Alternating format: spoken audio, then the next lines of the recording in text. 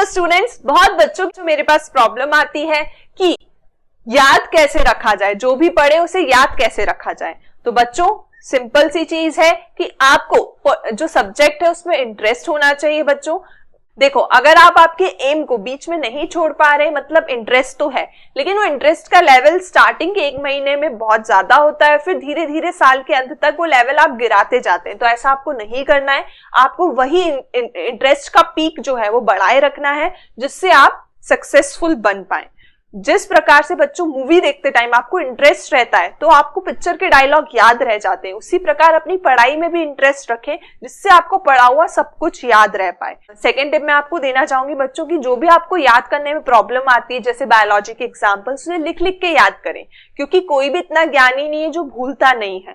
हर कोई प्रैक्टिस से उसे परफेक्ट बनाता है। Practice makes man perfect. अगर आप टाइम्स ऑफ राइटिंग्स बढ़ाएंगे तो आपको की जो रिटेंटिविटी वो बढ़ती जाएगी। जैसे फर्स्ट टाइम आपने किसी चीज को लिख के देखा तो वो आपको 70% याद रहेगी, दूसरी बार आपने लिख के देखा तो 80%, 85%, 90%। तो ऐसे आप परफेक्ट बनते जाएंगे उस सब्जेक्ट के अंदर, जितनी बार आप उसे लिख लिख कर देखेंगे जो आपको याद नहीं रह पा रहा है। और देखो यार, भूलना भी थोड़ा बहुत जरूरी है। कोई भी इतना ज्ञानी नहीं है जो भूलता नहीं है। भूलना इसलिए भी जरूरी है क्योंकि आपके साथ कोई दुखद घटना हुई हो, तो अगर आपके दिमाग में भूलने का नहीं हो तो आप तो उसी को ही लेके बैठे रहोगे, डिप्रेशन में आ जाओगे। तो थोड़ा बहुत भूलना भी जरूरी है। तो ये नॉर्मल है, ज्यादा सोचना नहीं चाहिए यार मुझे याद नहीं रहता है, मैं भूल जाता हूँ।